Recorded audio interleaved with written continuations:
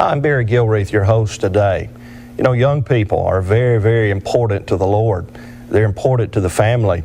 And today I have two special guests who are going to help me to discuss some very important issues that are related to our young people.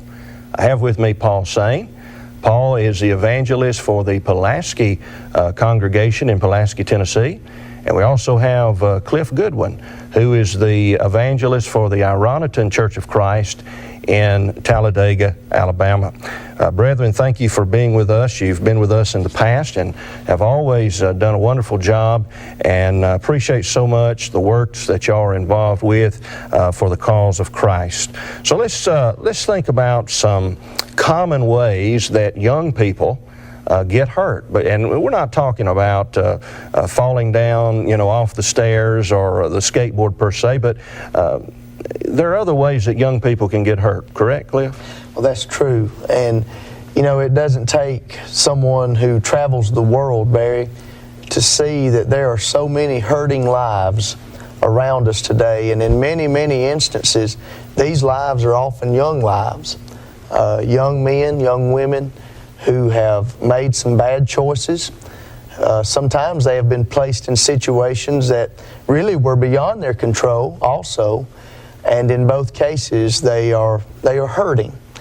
And I would like to begin this discussion, Barry, by pointing out that we need to understand where the blame lies.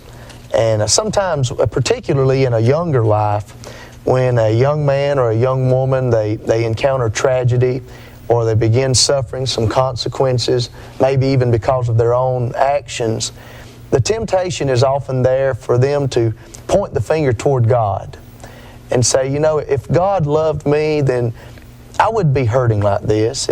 If God loved me, I wouldn't be going through this. But I always try to be careful to point out that there is another force at work in this universe, and it is the force of evil.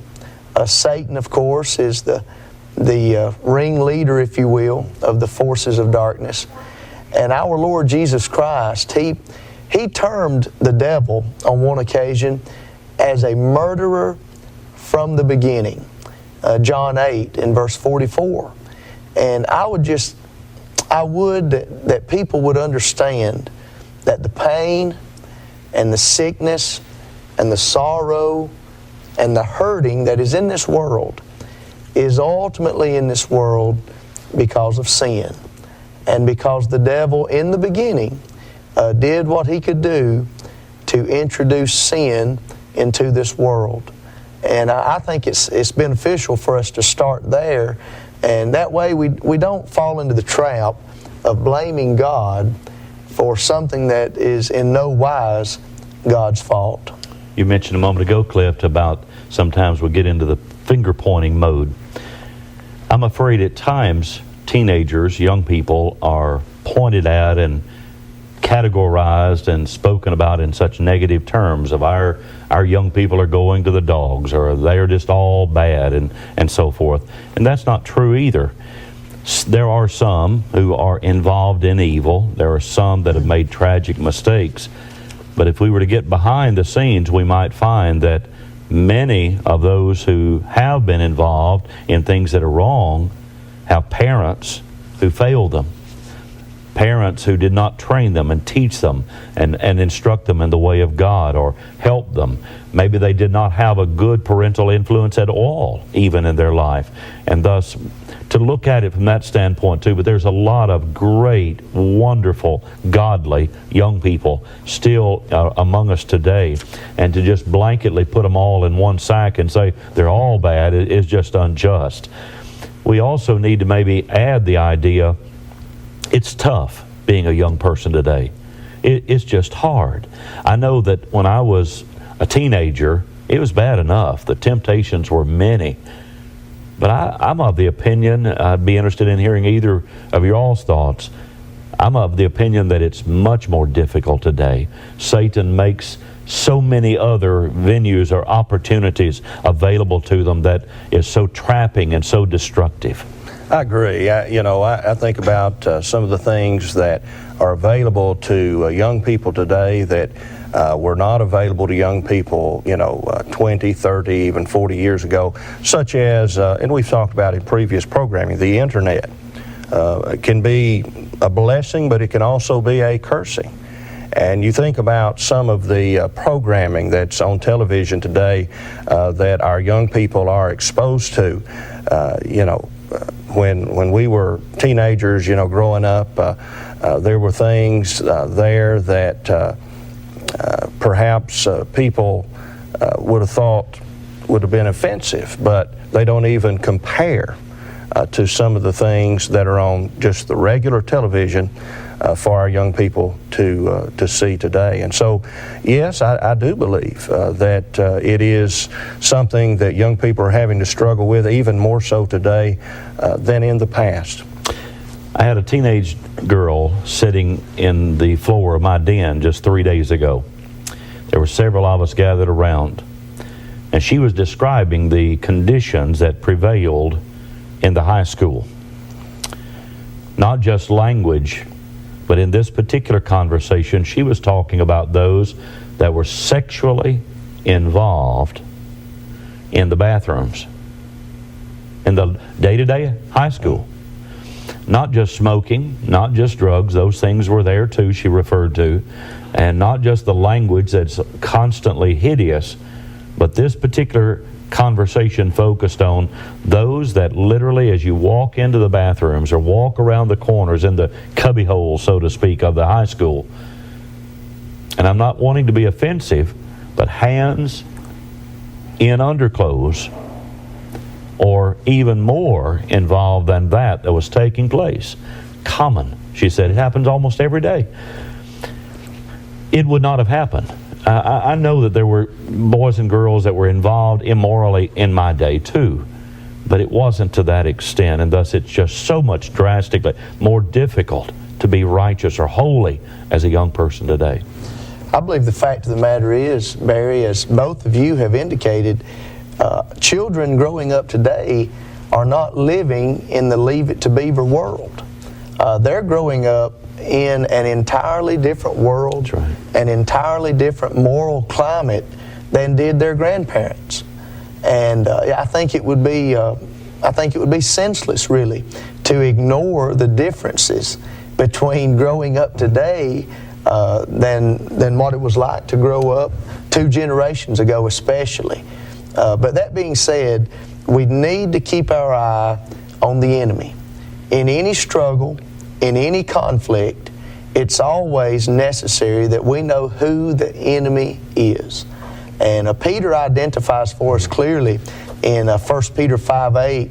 He said, "Be sober, be vigilant, because your adversary the devil, as a roaring lion, walketh about seeking whom he may devour." Our chief adversary, our ultimate enemy, is the devil. And he is a being that exists, and in his existence, he desires nothing more than to bring about the total ruin, the ultimate destruction of a human being. And he and his servants with him, they really prey on our young, both within and without the Lord's church. And we just need to keep an eye, I believe, on who that enemy is, and then we're better equipped to stand against what Paul called the wiles of the devil. That's an excellent point. The wiles of the devil. What does that mean? Well, it's the trickery. And the old devil, he has a bag of tricks that he uses to deceive the hearts of men and women and young people. What are some common ways or common tricks or ploys that the old devil uses to accomplish that with young people? Well, they're numerous, aren't they? As far as when we think in terms of maybe the normal first or 2 or 3 that we might mention: alcohol, drugs, tobacco, sexual involvement, any and all of those. And Cliff, if you will address that in just a moment. But before you do that, may I add, he knows our vulnerability. He knows where I'm weak. He knows where I'm strong. He's not going to promote to me an area in which I'm strong. But he's going to come at me and where he knows may be my weakest part or vulnerable area and try to ensnare me in that way. And he's going to do that with young people as well. Absolutely, and the list that Paul just provided there really might be termed the devil's who's who or the devil's what's what regarding young people, because those very things, alcohol, illicit drugs, tobacco, and sexual promiscuity or premarital sex, they are used so effectively by the devil. They are pushed and promoted so effectively by the devil's servants. And I think we would do well, Barry, to say a few words about those. Well, let's do that. Let's kind of think about some of those individually. Alcohol. I think of the wise man in the book of Proverbs, Proverbs 20 and verse 1. He wrote by inspiration, of course, and said, "Wine is a mocker, and strong drink is raging, and whosoever is deceived thereby is not wise." Alcohol is perhaps one of the most deceiving substances in all the world. And one brother I know, he termed it the scourge of the ages, because we can read even in the biblical literature as far back as Noah and his becoming drunk shortly after getting off the ark, it would seem. And it has been a scourge, it has been a problem for humanity, and our young are so susceptible to it. Peer pressure is often exerted on them, and they're very vulnerable to that, as Paul mentioned a moment ago. And we cannot stress enough to our young people that there is nothing at the bottom of the bottle except for ruin, for pain, and for further misery. And it's just unfortunate, to say the least, that many of our young people turn to that, hoping to find something more, find something better, but it's just not there. So many of our young people may not be that interested or turning immediately to the Bible, but there's no lacking as far as the conciseness of what God has to say about drunkenness. In Galatians 5 especially comes to my mind, where the Apostle Paul itemizes the works of the flesh and compares it to the fruit of the Spirit. The works of the flesh he summarizes in verse 21 when he says, drunkenness is a part of that. By the way, it's also right along there beside of murders and drunkenness. And he says, those who do such things shall not inherit the kingdom of God. God has been so clear about that matter. You know, here recently, my wife and I took a trip over to Asheville, North Carolina. Went over to tour what is known as the Biltmore House. Very beautiful, beautiful place. Built a number of years ago by Mr. Vanderbilt. But one of the buildings they have there on that facility is a place they call the winery. And it is a place where they sell a product that they grow there, wine. But one thing that was astounding to me as we passed by that facility was the number of people that were lined up for what they called free wine testing. And I mean, the line just kept going. They lined up before the place opened. And I thought to myself of the passage that you brought up, how that wine is a mocker, and they who are deceived thereby are not wise. And I thought to myself, that's a bunch of fools. Yes. That's a bunch of fools, because they're playing with one of the tricks of the old devil. Cliff, what was it you said the other day about social drinking? Paul, it astounds me that people in the world, especially even the religious world, they sometimes refer to this thing known as social drinking. And the reason that is so astounding to me is I never hear those same folks refer to social adultery. They never mention social lying. They never mention social murder, but they talk about social drinking. That passage that Paul mentioned a few moments ago, Galatians 5:19 through 21, it is a very telling passage regarding this subject of alcohol. As he mentioned, drunkenness is explicitly mentioned in verse 21, followed, as I recall, by revelings, a sin associated often with drunkenness. And then Paul, at the conclusion of that list, Paul says, and such like. That tells you and tells me that anything akin to these sins, anything leading to these sins, anything and such like, is also condemned by our God and thus must be avoided. And that message needs to be heralded. It needs to be instructed to our young people, and for that matter, Barry, really to folks of all ages, because so many are deceived by that wile or by that method of the devil, and that is alcohol. As we think in alcohol, though, the same, most of what we're talking about would apply to drugs, would it not, as well? Oh, yeah. The seeking of escape or happiness or tranquility or in some degree of peace. And our young children, our boys and girls and teenagers and even older ones are seeking some type of relief, so to speak, when the true peace and the only peace is found here. The devil is a cunning creature, a cunning being.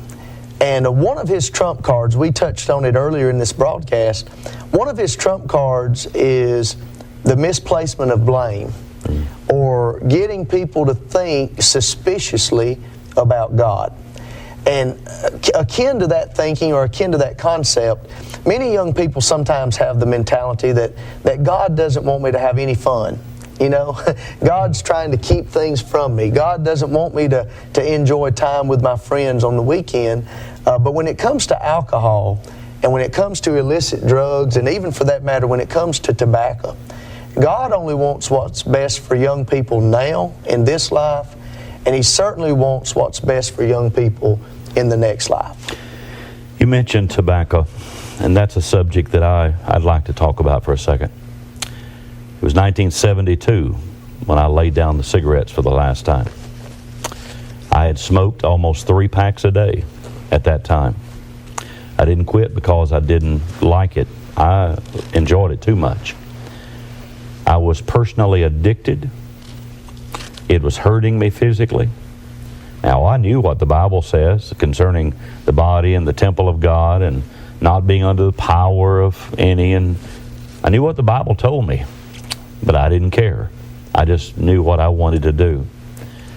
But the day that my little girl Monica was born was the day that I had told everyone, I had hemmed myself into the corner, so to speak, and I told them, when she is born that day, I'm going to quit.